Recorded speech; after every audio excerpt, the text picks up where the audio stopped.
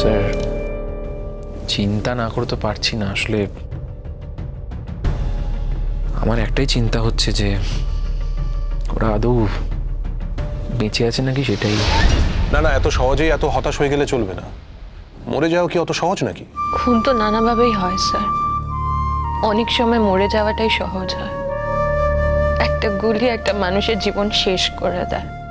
এটা তো one dimensionally হয়। হয়তো রোহিত আঙ্কেল প্রপার্টি দিতে চায়নি, তাই রোহিত আঙ্কেলের কোনো ক্ষতি করে দিয়েছে। আর আন্টি যদি সে জায়গায় গিয়ে পৌঁছে থাকে, হয়তো আন্টিরও কোনো ক্ষতি করে দিয়েছে। স্যার আমি একটা কথা বলবো, মানে আমার অনুমান মুক্তিপণের কি কোনো বিষয় হতে পারে? অবশ্য এটাও ঠিক যে মুক্তিপণের কোনো বিষয় হলে তো মুক্তিপণ চেয়ে ফোন আসতো, সেরকম কোনো ফোন তো আমাদের কাছে আসেনি। এটাই খুব অবাক লাগছে। নাকি রোহিতের কাছে এমন কোনো কাগজপত্র ছিল যেটাতে ও সাইন করে দিলেই সব ঝামেলা মিটে যায়, এবং সেইটা ওরা জানতে পেরেছে। সেটা তো বলতে পারবো না, তবে হ্যাঁ এটা ডেফিনেট যে ব্যবসার কারণেই কিন্তু রোহিত আঙ্কেল মুম্বাই যাচ্ছিলেন, মানে পার্টনারশিপের বিষয়ে। ওনার একজন পার্টনার অসুস্থ ছিলেন, তার সাথে দেখা করতে যাচ্ছিলেন, এবং ডেফিনেটলি কিছু ব্যবসার কাজ ছিল।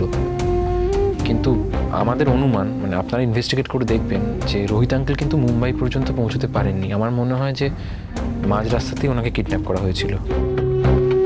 ডেফিনেটলি যখন সেখানে পৌঁছয়নি তখন যা হওয়ার রাস্তাতেই হয়েছে।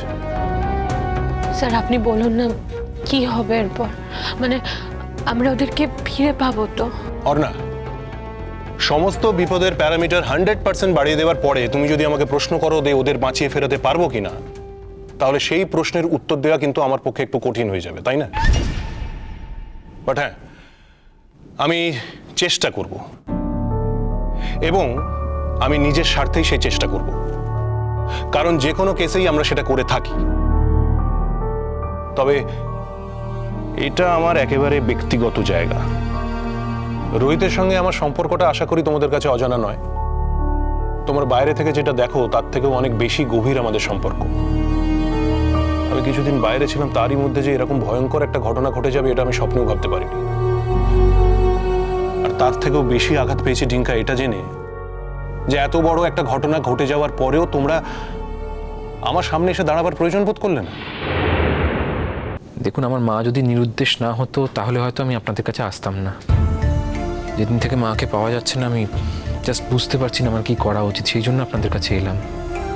মা বারবার করে এমনভাবে বলেছে না, আমার মনে হচ্ছিল যদি আমি পুলিশকে ইনফর্ম করি, তারপর যদি রোহিত আঙ্কেলের কোনো ক্ষতি হয়, তাহলে তো মাকে ফেসই করতে পারতাম না, এবং মাও আমাকে সারা জীবন দায়ী করতো। কোনো কোনো সময় আবেগের থেকে বুদ্ধিটাকে প্রাধান্য দেওয়া উচিত, আবার কোনো কোনো সময় ওই আবেগ বুদ্ধিটাকে হারিয়ে দেয়। আচ্ছা ডিঙ্কা, এক্ষেত্রে তোমার কি মনে হয় কোনটা বেশি জরুরি ছিল, আবেগ নাকি বুদ্ধি? ডেফিনেটলি বুদ্ধি। দেন সরি টু সে ডিঙ্কা, সেই বুদ্ধিটাকে তুমি সঠিক সময় প্রয়োগ করো।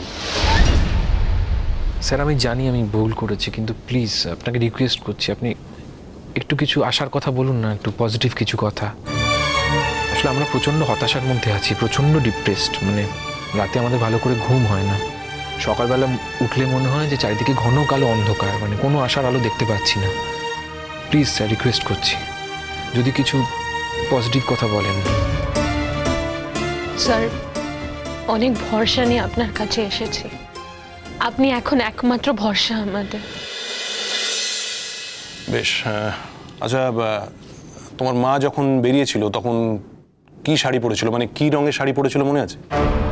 সেটা তো স্যার বলতে পারবো না, কারণ মা যেদিন নিরুদ্দেশ হয়ে যায়, মা কাউকে কিছু না বলেই চলে গিয়েছিল। ও আচ্ছা, তাহলে রোহিত কি জামা প্যান্ট পরে বেরিয়েছিল সেটা নিশ্চয়ই বলতে পারবে। ঠিক আছে স্যার, ছবিটা আপনাকে পাঠিয়ে দেবো, কারণ দিঠির যেদিনকে বিয়ে হয় সেদিনকে রাত্রেই রোহিত আঙ্কেল চলে গিয়েছিলেন। রোহিত আঙ্কেল কি চেঞ্জ করে বেরিয়েছিল? সেটা আমি শিওর না, কিন্তু সেটা আমরা সর্ট আউট করে নিতে পারবো। দেখ, রোহিত আঙ্কেলকে বেরোতে কেউ না কেউ কিন্তু ডেফিনেটলি দেখেছে। না না ঠিক আছে, আসলে কিছু জিনিস আমরা ভেবে দেখছি আর কি, দ্যাটস ইট। এটার উত্তর না দিতে পারলে যে খুব বেশি ক্ষতি হয়ে যাবে তেমনও না।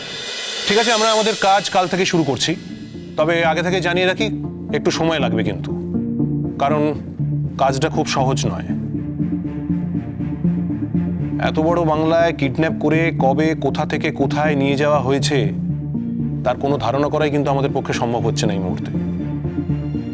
লাস্ট রোহিত কাদের সঙ্গে কাজ করেছে সেই দিকটা ক্লিয়ার করে নেওয়ার পরে আমরা দেখব এটা যে কোনো গুন্ডার কাজ নাকি একেবারে প্ল্যান করে স্ট্র্যাটেজি করে কোনো পার্টনারের কাজ।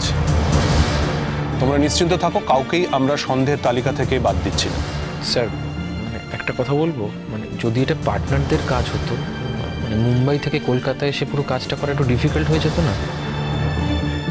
আই এগ্রি, কিন্তু একটা কথা মাথায় রাখতে হবে যে কাজটা যদি ওখানে করতো তাহলে খুব সহজেই ওদের দিকেই সন্দেহের তীরটা যেত। আমার মনে হয় ওরা কাউকে হায়ার করেছে এবং তারা কলকাতার লোক, আর কলকাতায় ঘটিয়েছে কারণ ওদের দিকে সন্দেহটা যাতে না যায়। এমনটাও তো হতে পারে।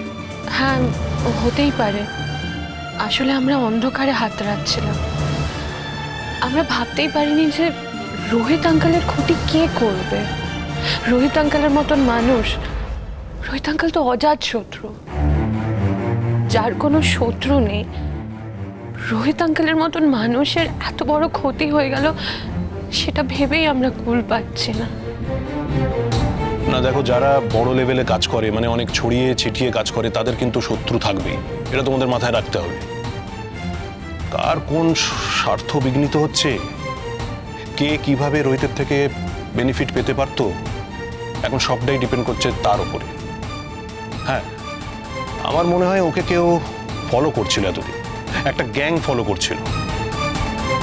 তারা জেনেছে ওরও প্রচুর সম্পত্তি আছে এবং সেই সম্পত্তির ওরা এখন অংশ দাবি করছে। তার মানে আপনি বলছেন যে এটা শিওর সম্পত্তির লোভেই রোহিত আঙ্কেলকে কিডন্যাপ করা হয়েছে বা ক্ষতি করার চেষ্টা করা হচ্ছে? গোজ উইদাউট সেইং, এর মধ্যে কোনো প্রশ্নই নেই।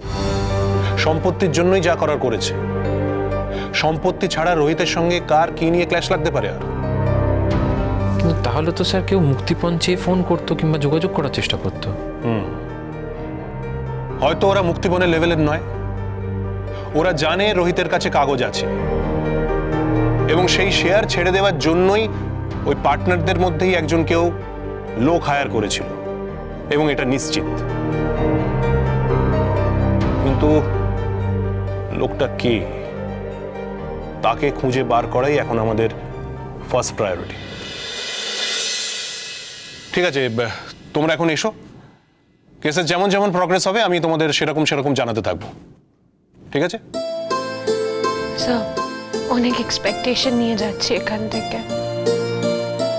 আসলে স্যার মানে আজকের পর থেকে, মানে আপনার কাছে এলাম তো, আজকের পর থেকে প্রত্যেক দিনই ভাববো যে কোনো পজিটিভ নিউজ পাবো। আমি জানি এটা একটা বড় ইনভেস্টিগেশন এবং এতটা প্রত্যাশা করা হয়তো একটু বেশি। আমাদের অবস্থাটা তো বুঝতে পারছেন।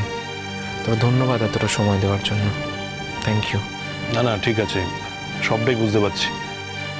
ঠিক আছে, তোমরা এখন এসো। ঠিক আছে, থ্যাংক ইউ।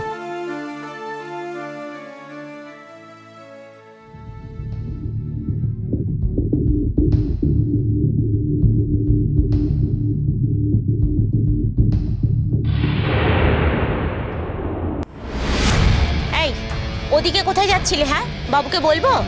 হ্যাঁ, বাবুকে বলবেন? না না না, ওদিকে যাচ্ছিলাম, মানে ওই ওদিক থেকে না একটা চিৎকারের আওয়াজ আসছিল গো মা, তাই ভাবলাম কে চিৎকার করছে ওইটাই দেখতে যাচ্ছিলাম। বাবুকে বলো না মা।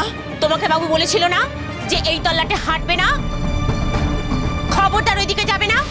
হ্যাঁ, বাবু বারণ করে দিয়েছিলেন, কিন্তু ওই চিৎকার হচ্ছিল না, ওইটা শুনেই একবার দেখতে গেছিলুম। ভয় পেয়ে গেছিলুম গো মা। কি জানেন তো, আমরা তো গ্রামের মানুষ, অত চিৎকার চেঁচামেচি সহ্য করতে পারি না।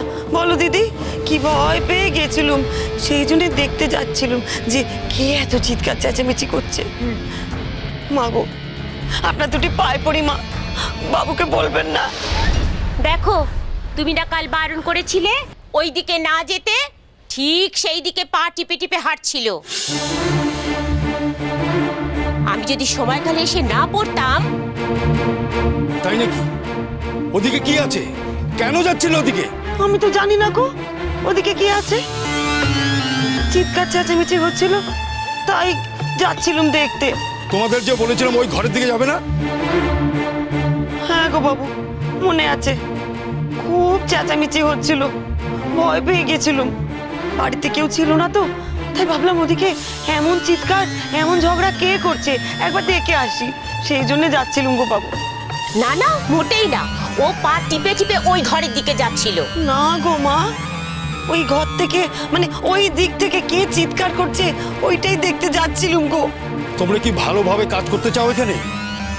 এমন করে কেন করছেন বাবু? পেটের দায় ঘর থেকে বেরিয়েছি, কাজ না করলে কেমন করে সংসার চালাবো গো? কেমন করে বাচ্চাদের মুখে ভাত জোগাবো?